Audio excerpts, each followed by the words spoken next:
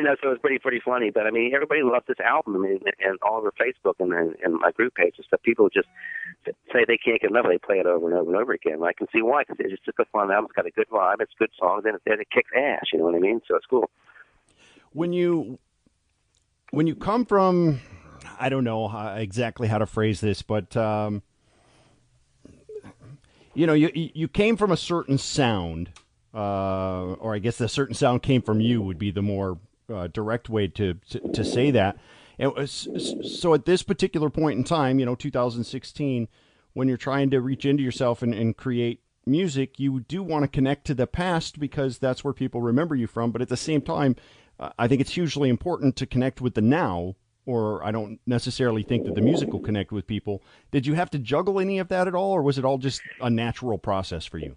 It was really a natural process. I mean, I think, because I wanted this record to be, a relative current too at the same time. But at the same time, like I said, my love for melody and rhythm, has always been there. And I think it's just who I am, it's how I write. And like I said, with Danny Aniello, my partner, he's the same way. He likes David Cassidy and all those cats too, but also likes the heavy stuff too, on the rock and roll stuff. I'm not a real heavy metal fan, but I like the harder rock stuff. But it was really easy to do this record. It flowed so naturally, and we just had so much fun doing it, and we had a great time. I just think it's just, I don't know. It's hard to explain. I think you really have to be who you are. You know what I mean? Not try to be somebody else.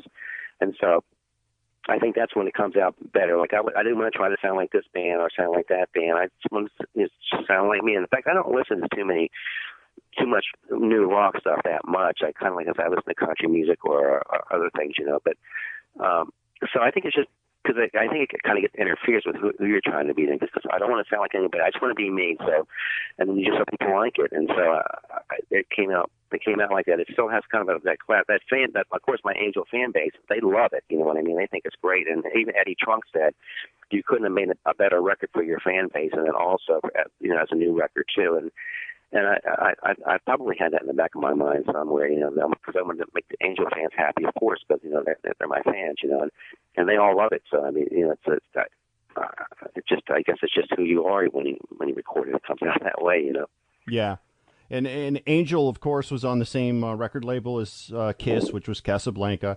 So there's always sort of those ties, because of the time period, because of the record label, because both bands. Would sort of take costumes on stage. Have you always felt that sort of kindred spirit with those guys in Kiss? Well, yeah, Kiss, kind of helped us get our record deal in a way. Gene Simmons and Paul and Ace came down to this club we were playing at called Bogies when we first put Angel together, and they thought we were fantastic. So, and then they left, and of course, I'm trying to make this quick, but we went out to California. We were looking for shopping a record deal out there, and of course, our manager said, let's try Casablanca. The new record company Casablanca with Neil Bogart. So our manager calls Neil Bogart and he says, "Hey, I have this band Angel. Kiss saw them and think they're great. Why don't you check them out?" So Neil Bogart said, "I'll tell you what. Let me call you back. I'll call Gene and see what he says." So Neil calls Gene and then calls us back and he says, "I'll sign the band sight unseen because Gene." Oh, I'm sorry. I have part of the story. Neil Bogart said he would like to see us and that we could open up for Kiss at Anaheim because they were playing in that way. He could see the band. So anyway, he calls us back and he says, "I'll sign the band sight unseen because Gene Simmons says under no way will Angel ever open for Kiss."